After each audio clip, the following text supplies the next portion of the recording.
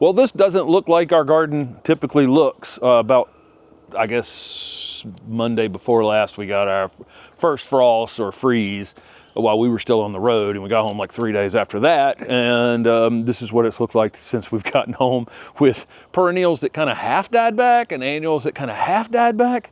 And I haven't wanted to cut them back yet because of two things I've said in a couple videos now. There's a ton of seed out here on these things that the birds are taking advantage of, and they're still open flowers. And like, as I'm filming this, it's 70 some degrees on Sunday, and you know, there's pollinators coming and going today. We just walked around the neighborhood, and any open flower that's available, they're still taking advantage of.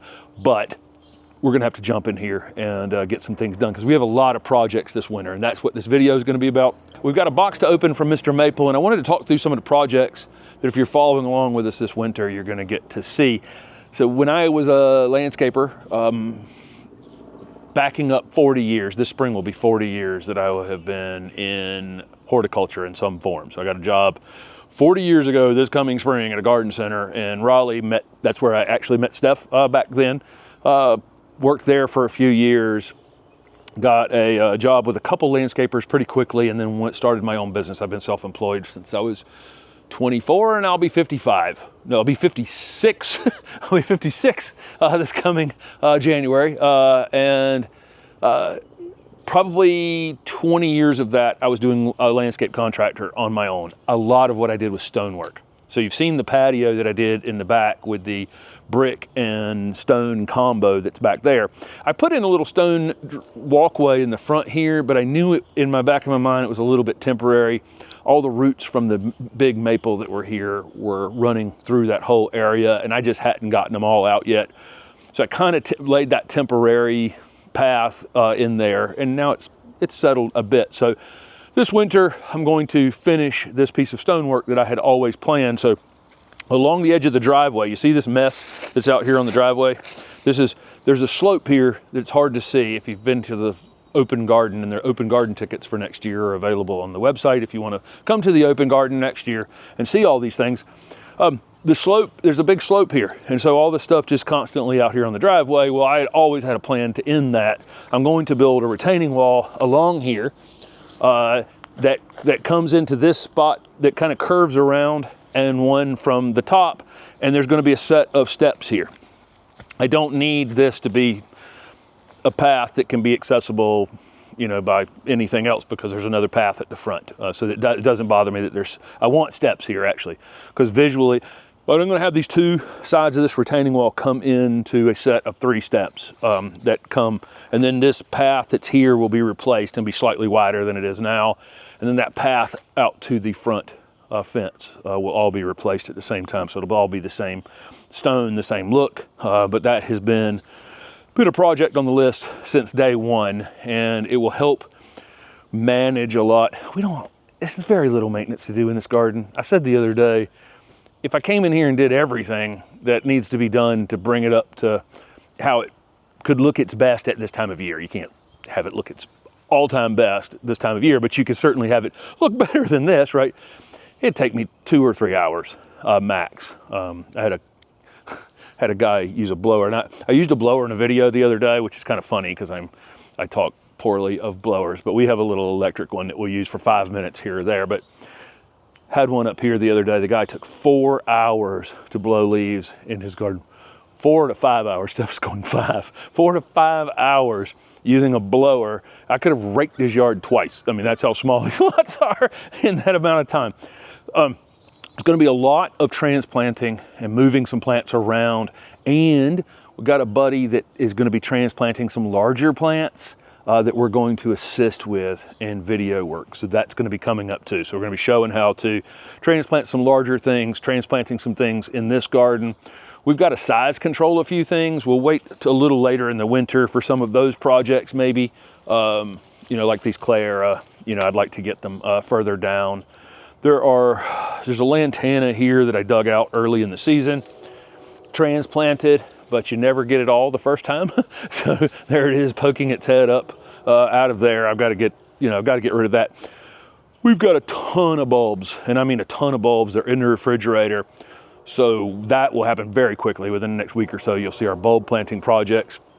And all of this moving and grooving and cutting back and pulling out and transplanting and everything else, we've got a ton of perennials in this garden that are going to sleep right now. And while they're going to sleep, or as we're going to be cutting some of them back, or they cut themselves back or whatever, we've got a bunch of golf tees that we'll use out here to mark things, because colorful ones are probably better, but I have a bag of these green ones, so we're going to be using these green ones, which won't be quite as easy to see, but they could be painted if I wanted to, or something like that to make them slightly brighter.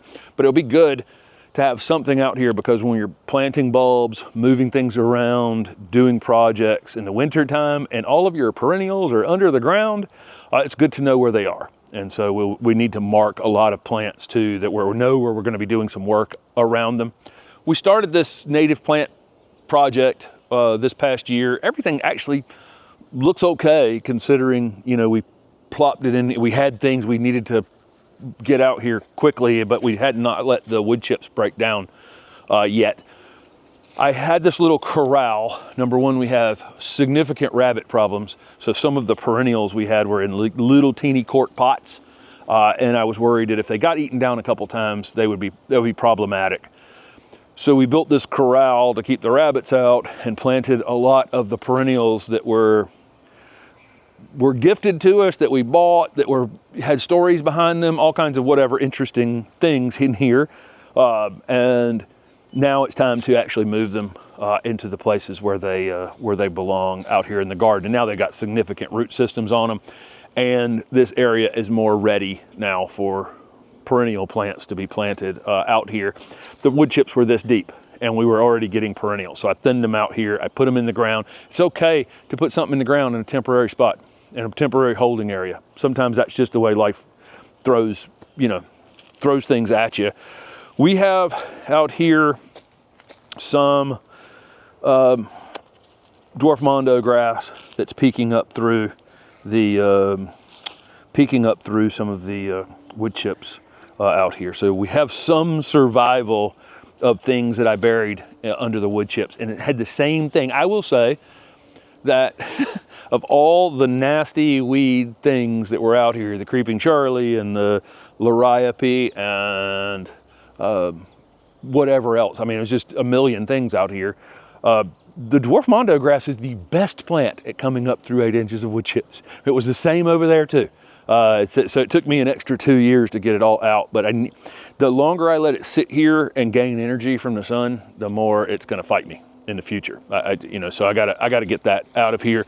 There's also some bullies here in the garden, some of these salvias and a couple of other perennials here in the garden. I think we're at the point where I want all the plants in this garden to have a story. Some things have been placeholders. That'll be part of the story this year. Will be, at that part of the garden's pretty full, as you guys have seen if you've been here for the open garden. But there's a few things over there that are they're plants. And I talked about them, and they're interesting, maybe components. But if I run into something else and it's from a friend or a new plant breeder, or we ran into it in Europe and it has some sort of story here in the States, I'm probably going to pull that other thing out and replace it. And definitely don't want any of these kind of bullies taking any of that space for sure. So like this salvia is an example of that. It's going to go this winter, and there's a couple other things like this. This area, so our dahlias for the first time ever got eaten by rabbits this year. Every single time they tried to come up, the rabbits would eat them down. We ended up with a few flowers out here. Mostly a couple that were trapped inside the vegetable garden where we had the rabbit fence, but others just struggled to get going during the season. So we have our crosses where we've collected some seed on that you guys have seen some of those in the past, and so I'm going to get those redone. We've got some other hybrids that'll be going out here, and I'm going to expand my my rabbit protection area out a little more until they're up and taller next year. So I've got a strategy that I'm going to implement for making this perennial border more things that we want and are more interesting to us, and not so much, things that get out of control and bully us all season. I'd rather have some things that are more interesting. So Let's take a look at a box that I haven't opened yet from Mr. Maple. We got an exciting box in from Mr. Maple, and I thought I'd open that in this video. Again, we have a lot of things going on in the garden as we're planning and you know, getting projects going for the winter time. We're lucky enough to be able to work here outside, but let's open this and see what's inside of it. These are, I actually have no idea. So kind of exciting for us. Let's see. Let's take a couple of Japanese maples. You see where they're in the box here, where they wrap the container in the plastic bag to keep the soil from coming out, and then they have these, basically a lock-in-place system for 2 1-gallon containers like this. Let's see. It looks like 2 Japanese maples to me. What's this one? This is Anne Irene. If I know a little bit about this one, this one's a gold foliage variety. It gets red fall color. I think when it comes out in the spring, it has kind of a red edge around the leaf, but also if you're following along with the channel here, we were at Van Son and Coat Nursery in the Netherlands, in the East Netherlands. He's the breeder for butterfly candy. This is where I think this seedling was found. So you can actually watch the you know, from that nursery. This is how stories in horticulture work, right? Where, you know, one thing leads to another in a conversation, and then you find out that this person had a hand in it that you met like 3 months ago somehow. So that's kind of the fun part of our kind of discoveries in horticulture. We're going to be having, before I pull this other tree out, I will go ahead and introduce this in this video that you're watching. I think this will come out on the Wednesday before Thanksgiving. This is, I think, I'll look at a note here from them in just a second about their I think their Black Friday sale is coming up, and I think there's a few special trees that are included in that. I think that's one of them. But I'm going to go ahead and introduce this on January 15th. I'm going to be doing a presentation at the JC Raulston Arboretum. It's going to be $30. A good portion of the money is actually a fundraiser for the Raulston. And we're going to be going through our travels from Griffin's inspecting the tree.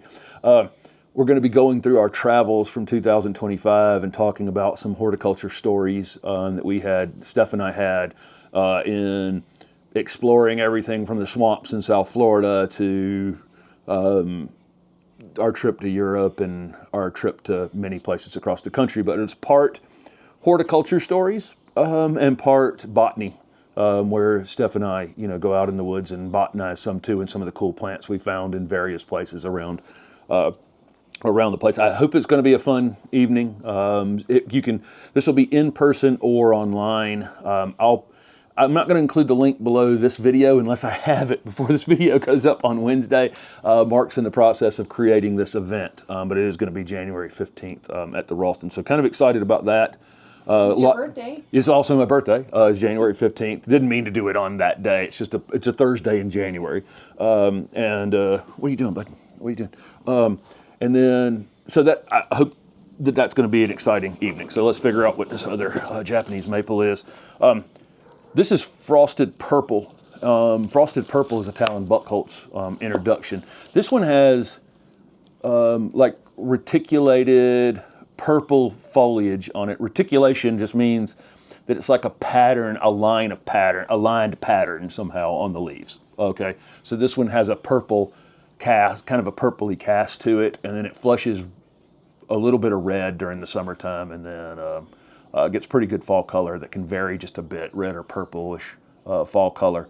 I think both of these are kind of upright mid-sized growers, so 10 feet and 10 years kind of trees. I think just doing this by memory, but Frosted Purple and Anne Irene are the two that came in the box from Matt and Tim, and they sent